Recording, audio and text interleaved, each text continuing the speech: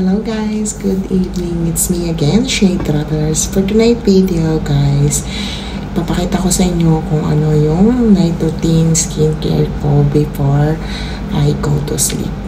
So first, naghihilamos muna ako. I use 2 facial wash. Itong Garnier with vitamin C. Ito yung gamit ko every night. So, every morning, ito naman yung gamit ko, Pond's Bright Spotless Glow. Ayan, Serum Facial Foam. So, ito yung ginagamit kong morning, ito yung ginagamit kong evening. So, since tonight, matutulog na tayo. So, ito yung gagamitan ko. Gagamitin kong face wash. So, ayan. Ganyan lang siya guys. Small amount.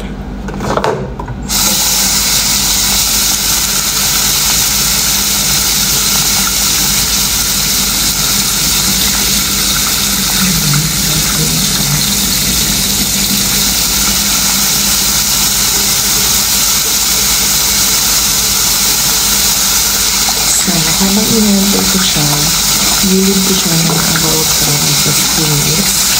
So, while I'm waiting, magtutoothbrush muna tayo. Ayan. Toothbrush muna tayo. So, ito yung mga ginagawa ko before ako matulog.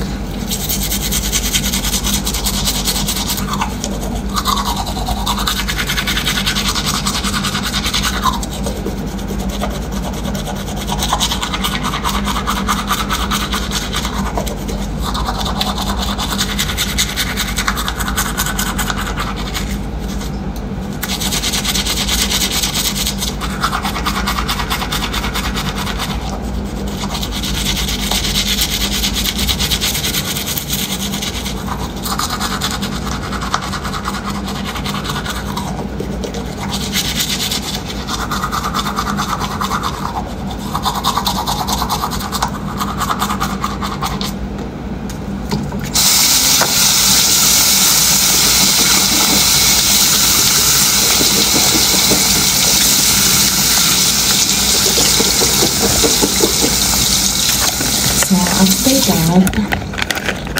after that, may isa pa ako ditong small toothbrush. Yan, ganyan siya. So, igaganan ka siya sa braces ka. Isa-isa. Para kan sakali, yung nga nakakasak dyan. Ayan.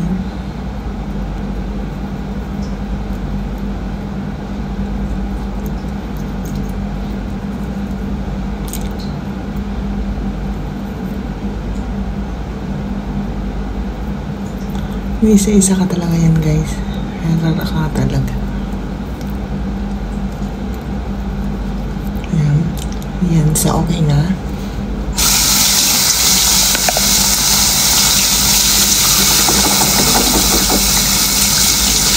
So, after that, pwede na natin i-wash yung facial wash na nilagay natin.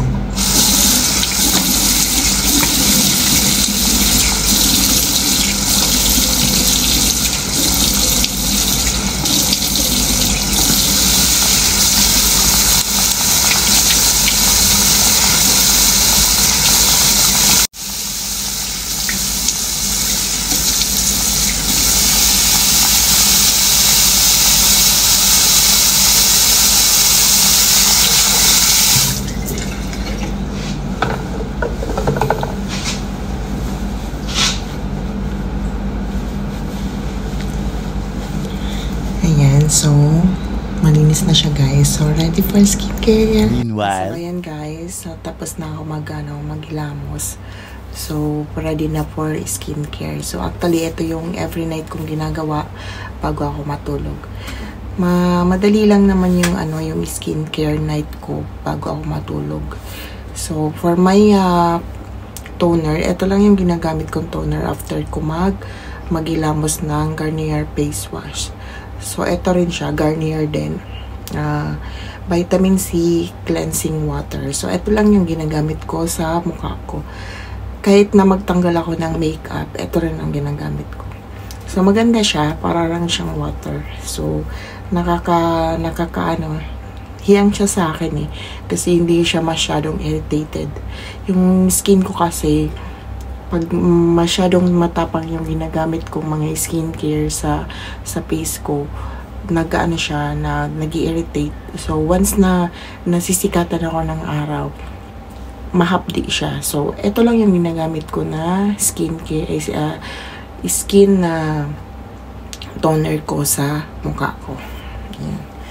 So, may cotton ako dito. Ayan. Nalagay lang ako siya. Konti lang. Maganda rin yun guys, pang tanggal ng makeup. So, yan lang yung ginagamit ko. Yan, papahid ko lang dito sa mukha ko after ko maghilamos.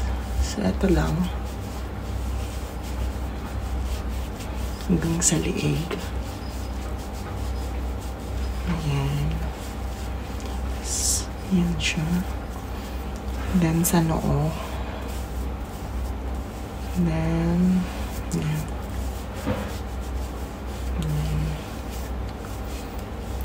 So, after this, maglalagay na ako ng serum.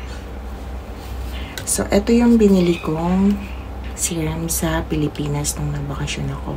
Yung Niacinamide Pure Serum. Ginagamit ko lang to sa mukha ko. Before, ginagamit kong serum is Garnier Serum. So, nung umuwi ako sa Pilipinas, ito na yung tinry ko ngayon. So, which is maganda siya. Nakalight siya ng mga mga pikas ko. Yung pikas ko kasi dito, madami siya dito. Dito rin. Ayan. So, naglight siya after, I think, for almost 1.5 month na gamit ko na to. Is naglight na siya. So, ito yung binitbit ko galing Pilipinas kasi nakita ko sa mga reviews in TikTok na maganda to sa face and body. So, yan. Kinry ko yun siya. Binitbit ko talaga to galing Pilipinas. Itong Niacinamide Pure Serum. So, ayan. Maano ko na nga siya. Almost here na. Ayan. For almost 2 months na gamit ko. Naglighten talaga. As in, naglighten yung pikas ko dito sa may mukha ko. May pikas kasi ako dito sa may mukha ko. Yan siya. Tapos dito. Yan, naglight siya. So, ito na yung ginagamit ko ngayon aside sa Garnier Serum. So, hindi muna ako bumili ng Garnier Serum ngayon. Ito muna yung ginagamit ko. So, small amount lang yung nilalagay ko sa mukha ko. Ganyan lang. Pero, morning, ito rin yung ginagamit ko sa body ko. Aside sa mukha, after ko mag-shower, gagamit din ako nito sa katawan ko. Ayan. So, ang ganda nito guys kasi nakaka-glass skin talaga siya. Which is totoo yung mga feedback sa TikTok sa Pilipinas. Kaya nga naka-order ako nito kasi ang ganda ng review sa TikTok nito eh. Kaya dinala ko talaga siya. So, ayan. Ayan, pag in-apply mo talaga siya, na-apply mo yan, naka-glass skin. Ayan, nagka-pimple ako dito. Naka-glass skin talaga siya pag in-apply mo sa mukha mo. Ayan. So, maybe ito na yung kukontinue kong serum sa mukha ko. Papabili na lang ako sa Pilipinas. Tapos, kung sino yung may pabalit dito, yun na lang papadala ko. Kasi dito, ang mahal-mahal nito eh. Nabili ko lang to sa Pilipinas ng nasa 299. It's 300 na rin. 299. Pero dito sa Kuwait, nasa 10 KD siya. 10 KD. May something, na rin. May 10 KD. May kasama na rin ata na, na sabon. So, which is, i-convert mo sa Pilipinas, nasa 1,000 plus.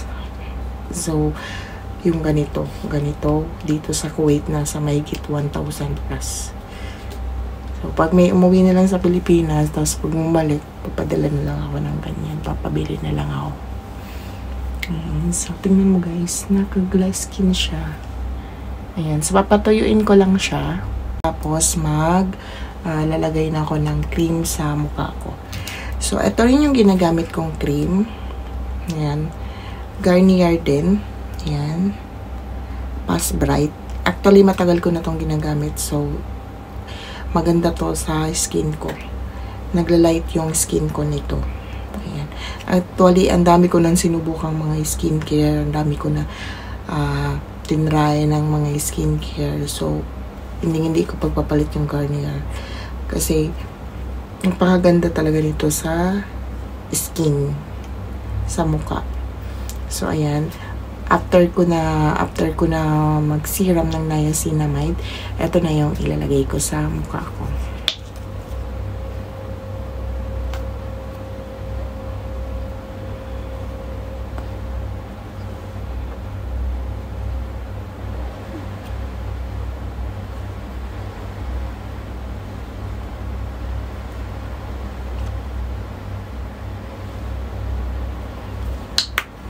Ayan. So, ito yung cream na nilalagay ko sa mukha ko.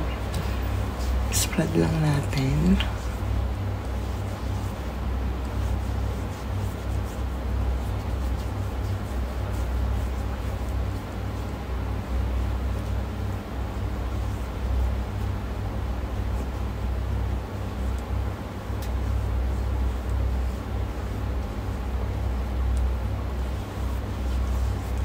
So, ayan.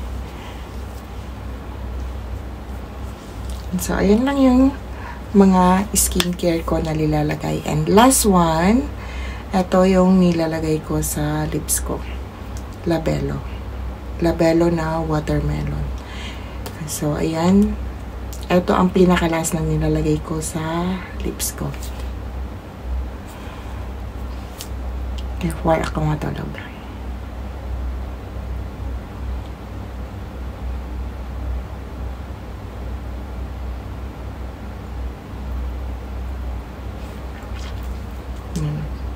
At total maganda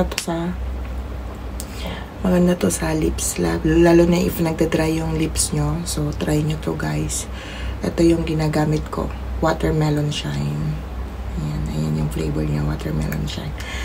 So I think that it's for tonight video guys. Pasensya na if wala akong masyadong vlogs, tinatamad lang talaga ako mag-vlogs. So ngayon, mag-umpisa na ulit ako mag-vlog. So, I can share all of you guys kung ano yung mga ginagamit ko sa katawan. So, that is for tonight video, guys. Until next time. So, God bless everyone. Keep safe. Bye. Good night.